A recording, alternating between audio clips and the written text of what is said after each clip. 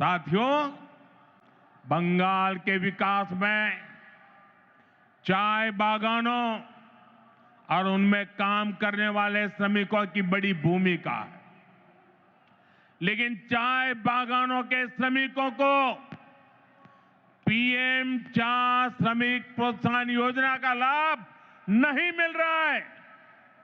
मुझे बताइए, चाय बागान के मेरे श्रमिकों को ये लाभ मिलना चाहिए कि नहीं मिलना चाहिए? मिलना चाहिए। उनको मदद मिलनी चाहिए कि नहीं मिलनी चाहिए? मिलनी चाहिए। केंद्र सरकार की इस योजना में बंगाल सरकार रोड़े अटका रही है। साथियों, आप सबने देश भर में पीएम आवास योजना की सफलता के बारे में सुना है। दुनिया के लोग भी जब सुनते हैं ना, अचरज करते हैं। जो लोग बंगाल से बाहर रह रहे हैं, ऐसे हर गरीब परिवार को पक्का घर मिल रहा है। लेकिन यहां क्या हुआ? योजना का नाम बदल दिया गया, लाभार्थियों की सूची में गड़बड़ की और जिन गरीबों को घर मिलना चाहिए था, वे आज भी इंतजार कर रहे हैं। ईमानदारी से,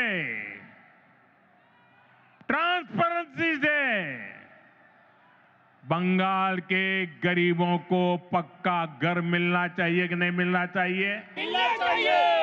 ये टीएमसी सरकार मिलने देगी क्या? नहीं। ये निर्मम सरकार मिलने देगी क्या? कुछ नहीं। ये सरकार जानी चाहिए कि नहीं जानी चाहिए? मिलना चाहिए। गरीबों को घर मिलना चाहिए कि नहीं मिलना चाहिए? मिलना चाहिए। साथियों, इतना ही नहीं, यही हाल जल जीवन मिशन का भी है। बंगाल में लोग पूछ रहे हैं, जब देश के बाकी हिस्सों में हर घर जल पहुंच सकता है, तो बंगाल में क्यों नहीं? भाइयों बहनों, केवल बिजली, पानी, सड़क और घर, इसकी बात नहीं है। ये टीएमसी सरकार अपनी स्वार्थी राजनीति की वजह से आयुष्मान योजना को लागू नहीं कर रही है।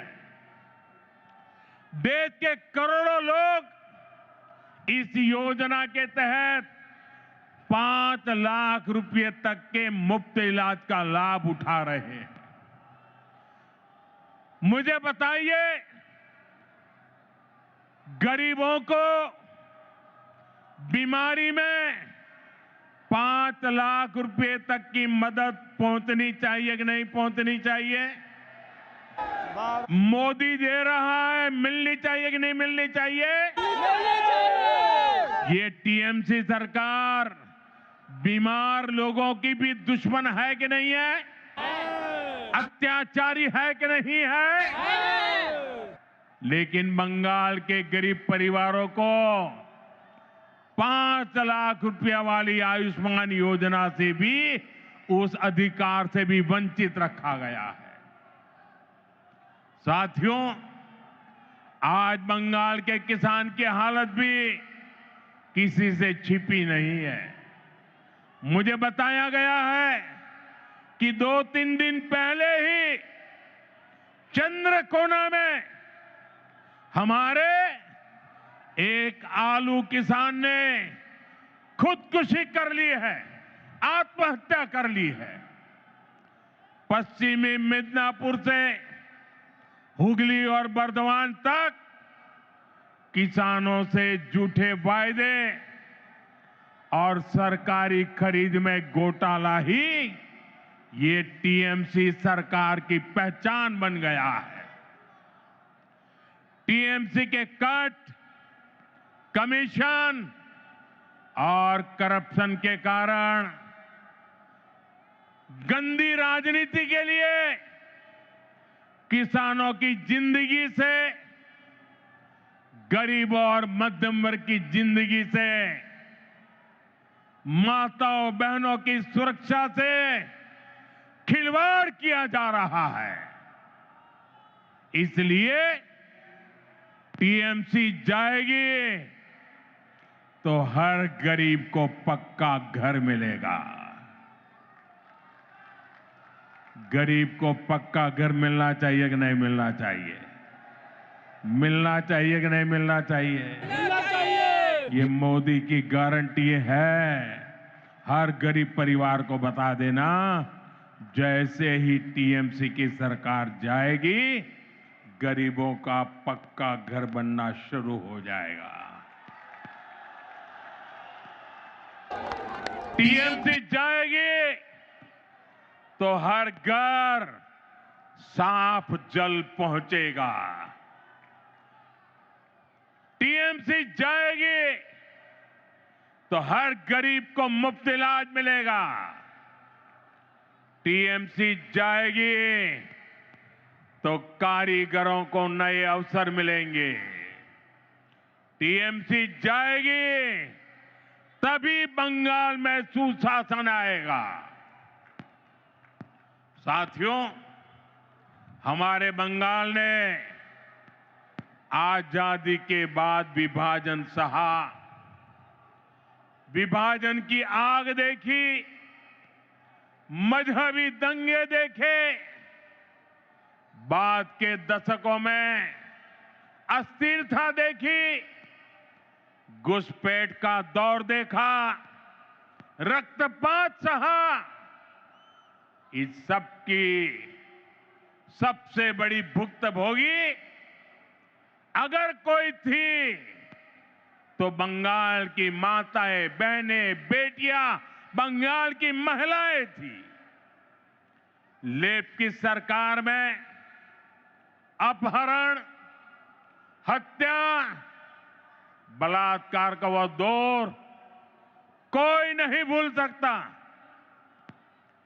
इसलिए बंगाल के आप लोग लेफ्ट को हटाकर बड़ी आशा के साथ टीएमसी को लेकर आए। आपने टीएमसी पर भरोसा किया, लेकिन टीएमसी ने लेफ्ट के गुंडों और माफियाओं को ही अपनी पार्टी में भर्ती कर लिया। आज बंगाल में अपराधियों को खुली छूट है। आए दिन बहन बेटियों के खिलाफ दिल दहलाने वाले अपराध होते हैं। बंगाल का कोई इलाका ऐसी घटनाओं से अछूता नहीं है। आप याद करिए, कॉलेज परिसर में दुष्कर्म की घटना, नाबालिग बेटियों से दुष्कर्म के मामले, टीएमसी कार्यालय में महिला से बलात्कार, 7-8 साल की बच्चियों से बलात्कार के खौफनाक कुकृत्य, कहीं आदिवासी बेटी के साथ दुष्कर्म, ऐसे ज्यादातर मामलों में अपराधी कोई न कोई टीएमसी का नेता होता है या टीएमसी से जुड़ा होता है। साथियों, यहां निर्मम सरकार खुलेआम बलात्कारियों को संरक्षण देती है। अपराधियों को बचाने की पूरी कोशिश की जाती है। आप मुझे बताइए, अपराधियों को बचाया जाता कि नहीं बचाया जाता? बलात्कारियों को बचाया जाता कि नहीं बचाया जाता? संदेश खाली की वो तस्वीरें और टीएमसी का रवैया, आरजीकर अस्पताल की उस बेटी के साथ हुई दरिंदगी, बंगाल के लोग भूले नहीं है। टीएमसी कैसे खुलेआम अपराधियों के साथ खड़ी नजर आती थी। साथियों, इसी मानसिकता का परिणाम है आज महिलाओं के खिलाफ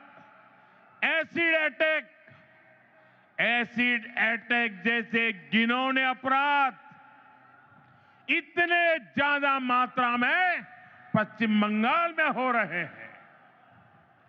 जो बंगाल एक समय देश का सबसे प्रगतिशील राज्य होता था, आज वहां शाम होते ही माएं बेटियों को फोन करके कहती है, बाड़ी फिर ऐशो सौंदे न माराइए। शक्ति की पूजा करने वाले बंगाल को ऐसे हालात मंजूर नहीं होंगे। मैं बंगाल की मेरी माताओं बहनों को भरोसा दिलाता हूं, आप भाजपा को, बीजेपी को अपना आशीर्वाद दीजिए। बीजेपी सरकार में महिलाएं सुरक्षित होगी और अपराधी जेल में होंगे,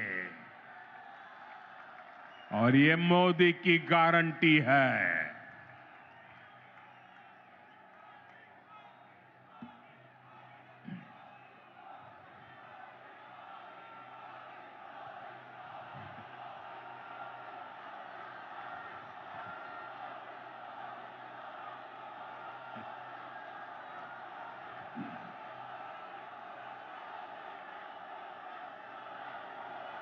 साथियों, टीएमसी सरकार गुंडों और अपराधियों की बैसाखी पर चलती है। रंगबाजी और कटमनी ये टीएमसी की कमाई का जरिया है। ये लोग जानते हैं, जिस दिन बंगाल के लोग खुलकर सामने आ गए, टीएमसी की विदाई पक्की है। और मैं ये दृश्य देख करके कह सकता हूं, अब टीएमसी को बचाने वाला कोई नहीं बचा है।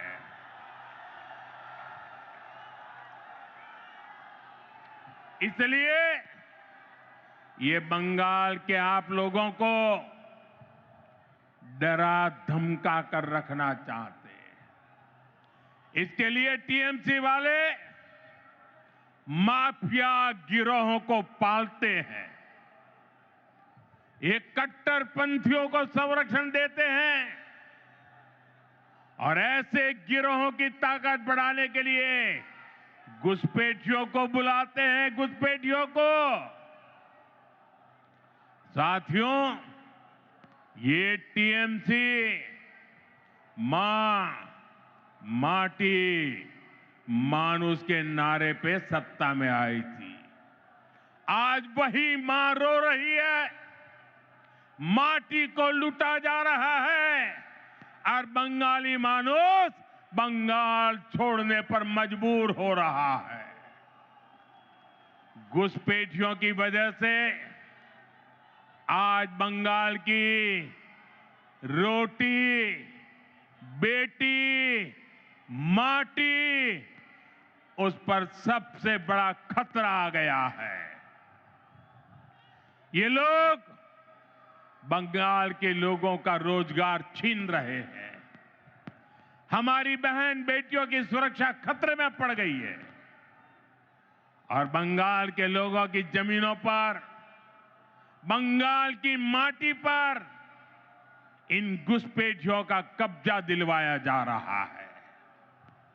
इसका परिणाम आज सबके सामने है। बीते दशकों में बंगाल के ज्यादातर इलाकों में डेमोग्राफी बदल गई है। बंगाली हिंदुओं को जानबूझकर अल्पसंख्यक बनाया जा रहा है। तुष्टीकरण का ऐसा खुला खेल जब शरणार्थी हिंदुओं को नागरिकता देने की बात होती है तो पूरी टीएमसी उसका विरोध करती है।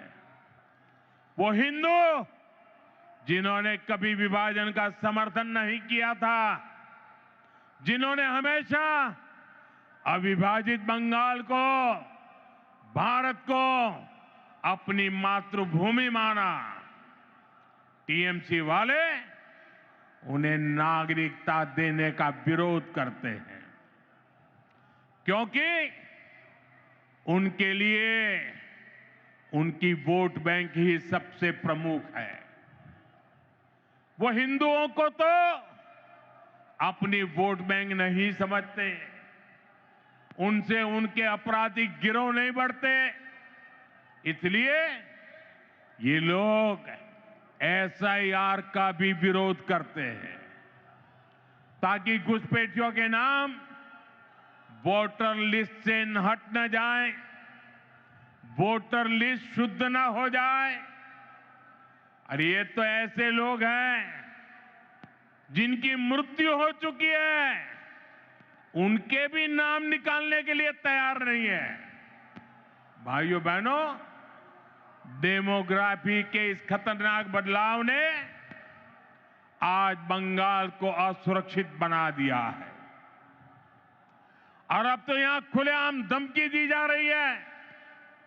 कहा जा रहा है एक खास कम्युनिटी वाले मिलकर आप लोगों को खत्म कर देंगे। संविधान की कुर्सी पर बैठकर ऐसी धमकी, करोड़ों बंगाली लोगों को खत्म करने की बात आपके मुंह में शोभा नहीं देती है। मैं पूछना चाहता हूं, वो कौन लोग हैं जो टीएमसी सरकार के इशारों पर करोड़ों लोगों को खत्म कर देंगे? साथियों, धमकाने डराने की इस राजनीति को टीएमसी ने इसे अपना हथियार बना लिया। चुनाव में वोटरों को धमकी, सरकार की नीतियों के आलोचकों को धमकी, मीडिया को धमकी, विपक्ष को धमकी। ये बंगाल में खौफ का कैसा माहौल बनाकर रखना चाहते हैं, ये पूरे देश को जानना चाहिए। ये लोग कहते हैं तृणमूल को जिसका वोट नहीं, टीएमसी को जिसका वोट नहीं, तो वो बंगाली नहीं। तृणमूल को वोट नहीं तो सरकार योजना का उसे लाभ नहीं, तृणमूल को वोट नहीं तो घरों में बिजली पानी नहीं, टीएमसी सिंडिकेट के जरिए नहीं जाओगे तो कोई सप्लाई नहीं। लेकिन साथियों, मैं टीएमसी को याद दिलाना चाहता हूं, टीएमसी की गुंडागर्दी के दिन अब खत्म होने जा रहे हैं।